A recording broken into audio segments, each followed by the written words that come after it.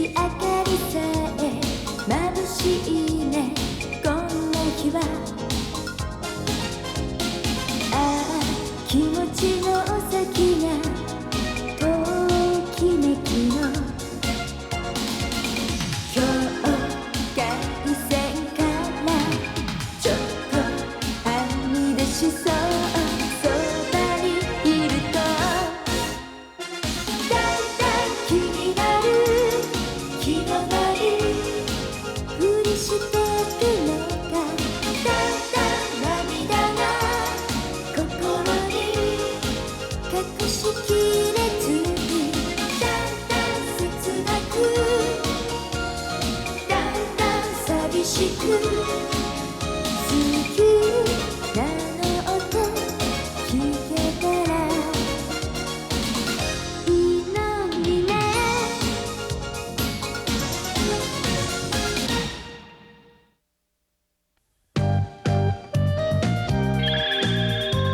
女の花。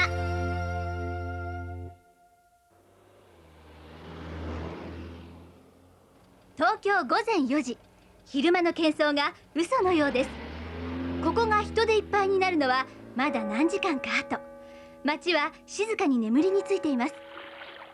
でもここだけは別。首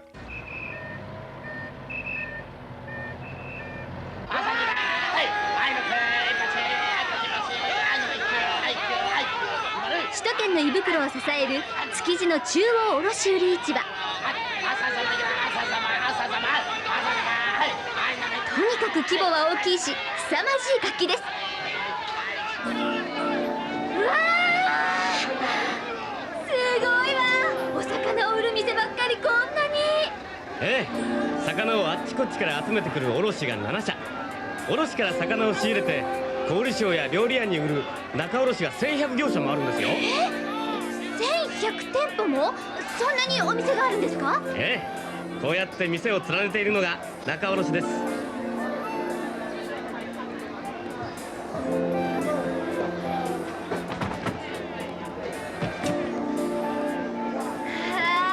たくさんあるんですね。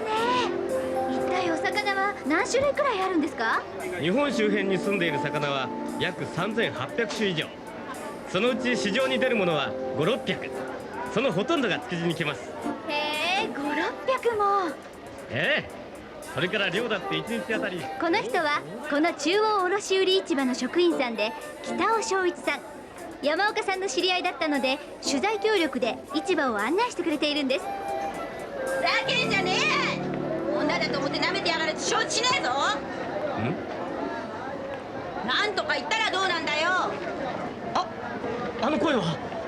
俺も親父にくっついてこの菓子を回ってたけどよ、てめえみてえなインチキ野郎は魚菓子の恥さらしでこのゴキブリ野郎。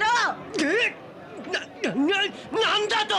なんだてめえ野郎ってのがこのトンチキ野郎が。なんとも威勢のいい若い衆だな。大阪の親父を怒鳴りつけるなんて。あれはおめえ女だよ。寿司屋の女主人だとよ。あれが女。ちょっとやめてくれ、2人とも。一体どうしたって言うんだ。夏子さん、大里さん。おう北尾さん、どうもお前らしね。この女むちゃくちゃ言いやがってよ。何がむちゃくちゃで人に変な魚を売りつけやがってよ。ほら見ろいこのヒラメをよ。昨日貸しに来られねえ用ができたんで電話で注文して届けさせたが、おろしてみたびっくり仰天で身はグズグズしやがって豆腐みてえだ。味も最低、匂いも悪い。こりゃクズヒラメじゃねえのか。なんじ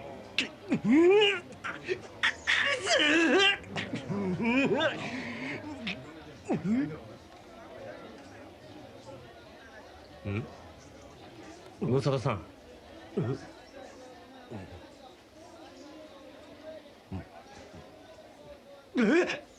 に集まってる人たちに味見てもらえよ。デタラメじゃねえってことをみんなも分かってくれるからよ。いや、こんなつもりじゃなかったんだ。バカ野郎、つもりで商売されてたまるかよ。こっちとら毎日お客相手に真剣勝負やってんで、うっかりこんなネタ出しちまったらどうすんだよ。申し訳ない。弁償させてもらうよ。夏子さん、大里さんも悪気があってしたことじゃないんだから。この季節のヒラメにはよくあることなんだ。見た目よくってもおろしてみたらダメだったってことは。ざけんじゃねえ。年ろじゃあるめえし、何年菓子をのたくってんですごい迫力。こっちとら女だと見くびってふざけたことしやがって。てめえの店じゃ二度と買わねえからな。あべよ。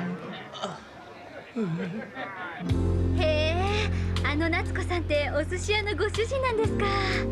親父さんが亡くなってから自分が先頭に立って店を切り盛りしてるんですよ。へえ、すごいですね。え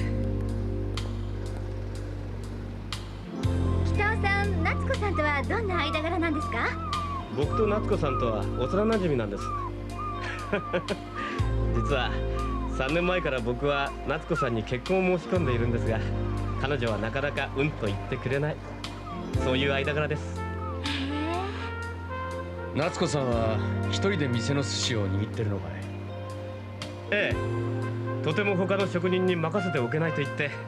女の人が握るお寿司屋さんなんて聞いたことがないわ。ないことはないけど珍しいよな。ねえ山岡さん、行ってみましょうよ。女の寿司職人なんて記事になりますよ。そうだな。ああ、それじゃあよろしかったらご案内しますよ。今晩いかがですか。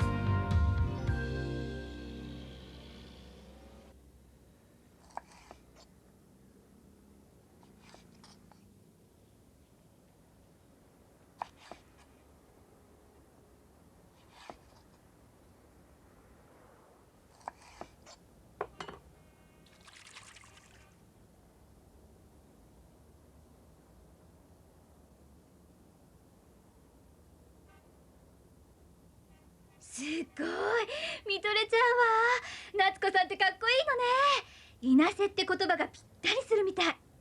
お客さん、男の寿司職人にもそんなこと言うんですかい。え、見とれちゃうとかかっこいいとか、そんなことわざわざ言いやしないでしょう。ええ、まあ。それなのに今そんなことを言ったのは俺っちを女だと思ってるからですよ。そんなこと。いや、思ってるんだよ。あんたも女のくせに女をバカにしてるんだよ。女は寿司を握っちゃいけないんだってね。だから取材しに来たんだろ。夏子さん、そこまで言うことないだろ。俺っちは勝負をかけてるんだ。男の職人には絶対に負けない。寿司のうまさではどの男の職人にも勝ってみせる。女だからって俺っちのことバカにするやつは腕でねじ伏せてやるのさ。すいません、栗田さん、彼女悪気があって言ってるわけじゃないんです。よっ、なっちゃんまた来たよ。いらっしゃい。いらっしゃい。今日はすごいお客さんを連れてきたぞ。吉川清右衛門と石橋菊蔵のご両人だ。え、あの歌舞伎俳優の。若手一番の実力と人気の市橋菊蔵に。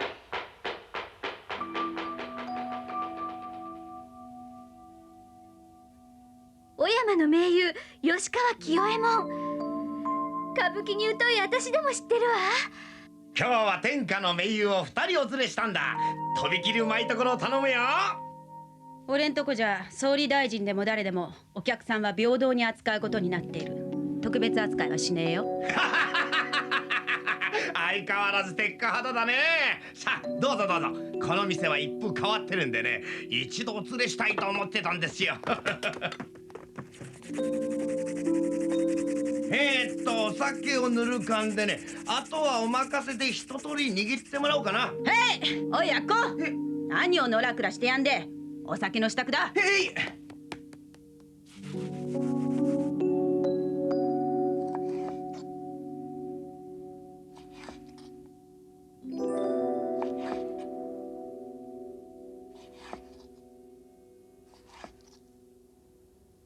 いや、この寿司はね、そこいらのと違いますよ。なんだい、ここの店女が握るのかい。あ、それがどうかしましたか。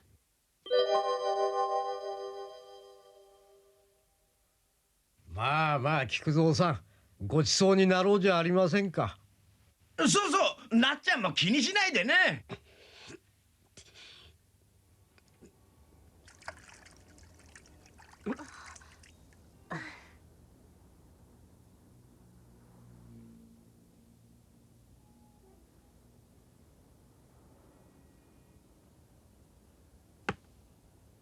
さあさあ、どうぞどうぞ。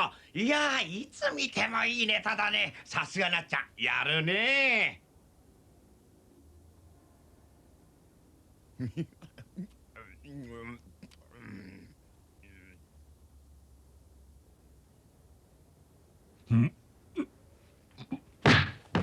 田中社長、申し訳ないが私は帰らせてもらいますよ。なんだって菊蔵さん、どうした一体。女の握った寿司なんざ食えませんよ。何？握り寿司ってな、元来男の世界のものなんだ。女が握った寿司なんて生臭くて気持ちが悪いだけだ。まるで腐った魚食わされてるようだ。だいたい料理人の世界が男の世界なんだ。女のうろちょろするところじゃない。なんだと、この野郎！夏子さん、待ってくれ。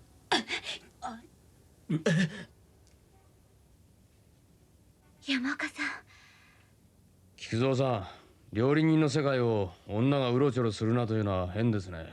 あんたの母親は料理は全然作ってくれなかったんですか？何を言ってるんだ。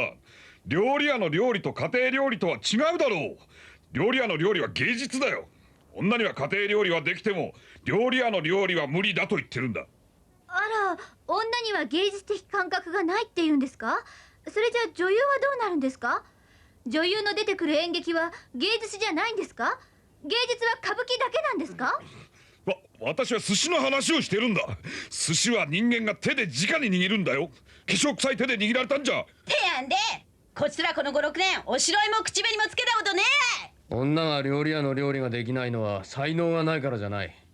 封建的な男尊女卑の考えが女を料理人の世界から締め出しているに過ぎないのさ。菊蔵さん、あなたの負けだ。そんな清右衛門さん。この人たちの言う通りですよ。女の人が握った寿司は食えないなんて恥ずべき偏見です。女の人だって死に物狂いで頑張れば男に負けないいい仕事ができるはずです。男だとか女だとかそういうことを超越したところに職人芸というのは生まれるんじゃないですか。芸術を判断する材料に男だの女だのということを持ち出すのは間違いだということです。しかし私もここのお寿司はもうごめんだ。なんだって？どうしてですか？私は歌舞伎のお山です。男が女の姿になる実に不思議な世界です。ですけど私は本物の女の人より女の魅力を表現してお客を酔わせることができる自信があります。でなければお山の意味がありませんからね。でもあなたは私と反対に女なのに男の姿をしている。一体それは何のためなんですか？なぜなら男の姿をしているあなたからは男の醜さしか感じ取れないからです。荒々しくてそやで攻撃的で無神経で。ですから店の雰囲気もトゲトゲしてしまうし、肝心のこのお寿司もとんがっています。人の心をイライラさせてしまうお寿司なんてとてもお客を酔わせることのできるお寿司ではありません。そんな。今日のことは私たちにもいい勉強になりました。じゃあ菊蔵さん行きましょうか。ちょっと待って。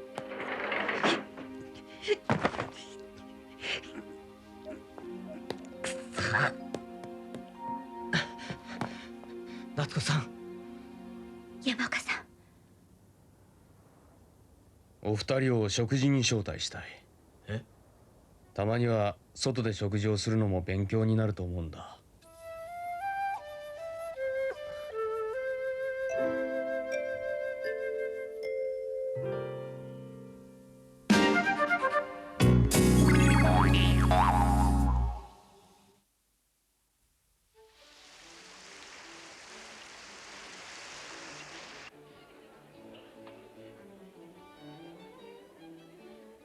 このリドボーとっても美味しいわ。子羊もなかなかいけますよ。うん。どう夏子さん、お口に合って。まずきゃ食わねえよ。夏子さん、せっかくお二人がこうして。いいんですよ、北尾さん。そんなに気をつかなくても。どうもすいません。昔はよく二人で食事に行ったんですけど、最近はとんとご無沙汰でしたから、今日は僕嬉しいんです。あら、それじゃあ私たちお邪魔だったかしら。いや、そんな意味じゃ。冗談です。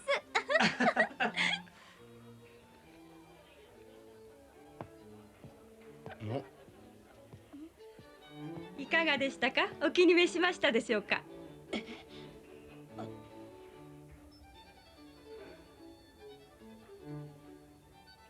紹介しましょう。ここのオーナーでありシェフである長田さんです。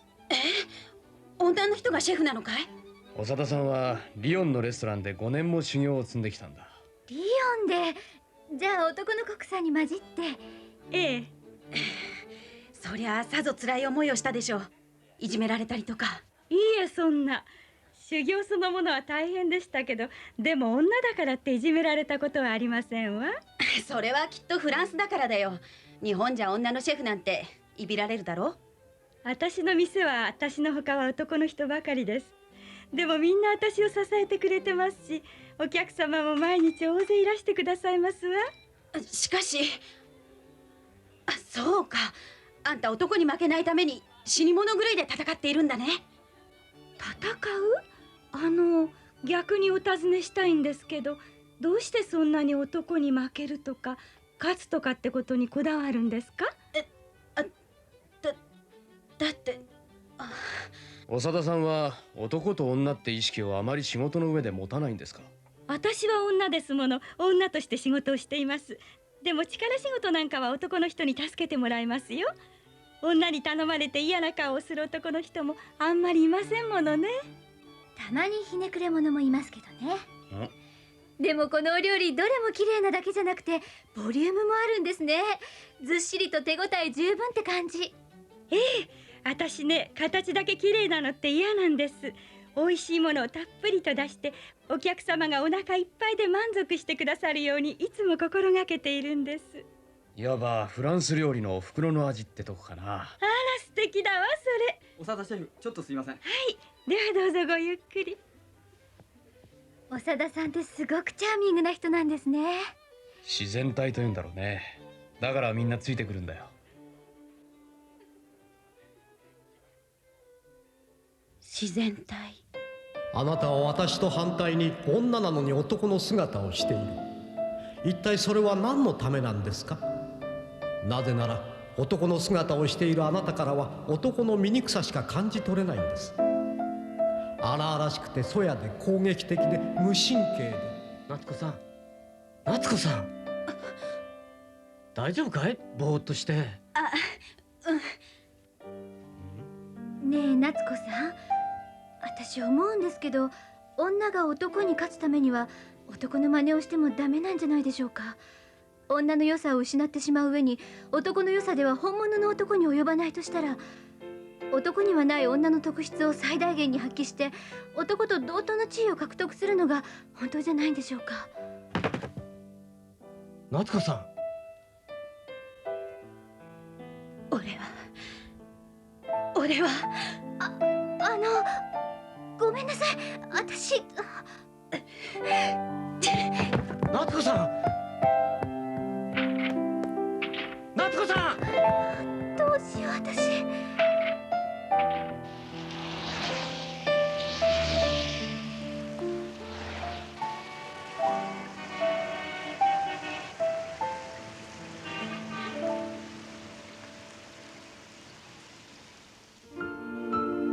それから数週間後のことです。東西新聞社では読者に対する謝恩サービスの一つとして、読者を劇場に招いて歌舞伎についての理解を深めるための歌舞伎教室を開きました。講師を吉川清右衛門さんにお願いして歌舞伎教室は大成功。そのお礼に清右衛門さんを食事にご招待することになって、山岡さんの推薦するお店に行くことになったんです。さあ皆さん、着きました。このお店です。このお店は夏子さんの。山岡さん、どういうことですか？あ、山岡さん。どうしたんだね、栗田君。そうだよ。さあ、入った入った。さあ吉川さんもどうぞ。ええ。はあ。いらっしゃいませ。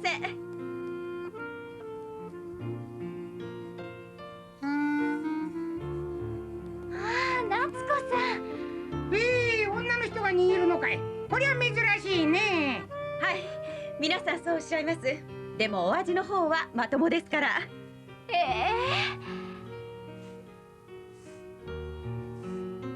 何から握りましょうか？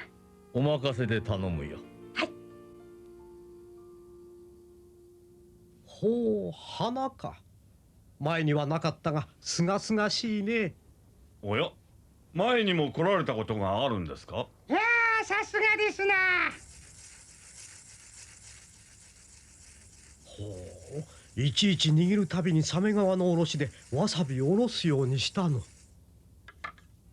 ほほう、しかも念入りに包丁で叩くのか。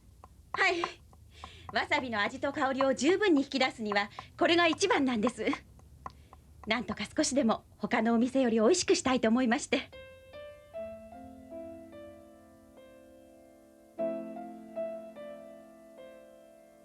なんと優美な手の動き、まるで舞の名人のようだ。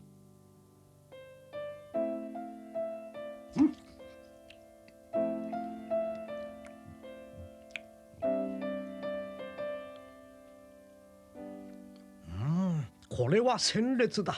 ネタも丁寧に仕上げられているし、シャリは出しゃばらずにネタの味を一層引き立ててる。うまいですな、こりゃ。見事だ。確かに素晴らしい。優しさが寿司に溢れていますな。男にはできないきめ細やかな心配りだ。お前さん、よう勉強しなすったね。ありがとうございます。夏子さん、美味しいわ。本当に心をくつろがせてくれる味だわ。ありがとう、優子さん。雑で無神経な男の職人に握ってもらうよりずっと気持ちがいい。女の人ならではの優雅さの勝利ですね。花がありますよ。この職人さんの動き、お山の私も盗みますよ。お腹いっぱい食べてください。どんどん握りますよ。よーし、ここのネタ全部食べちゃうぞ。おいおい、食べ過ぎて体壊さんでくれ。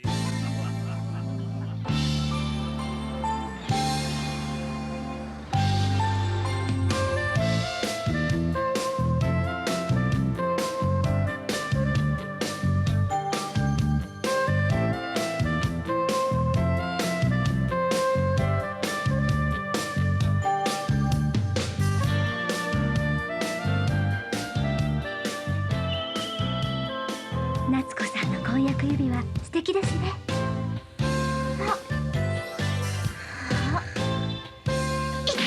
フ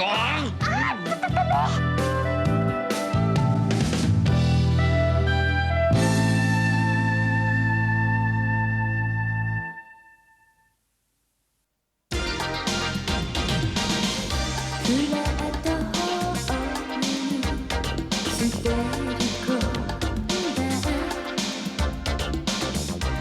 流れる窓に見つけた人、声かけずにと見送るわ。昨日と同じよ。 Love is dead 人並みに Love is dead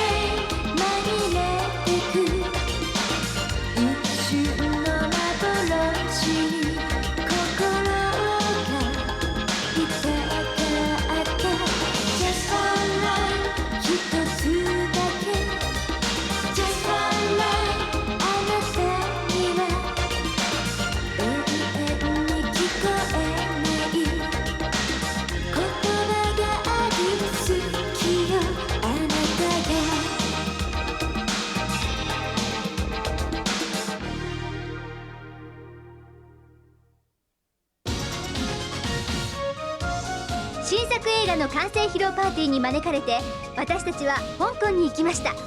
主催者のエン社長は私たちのために素晴らしい料理をたくさん用意してくれたの。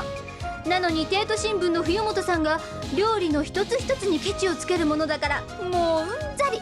冬本さんは何も分かってない。次回究極のアニメドラマ「おいしんぼ香港味勝負」前編お楽しみに。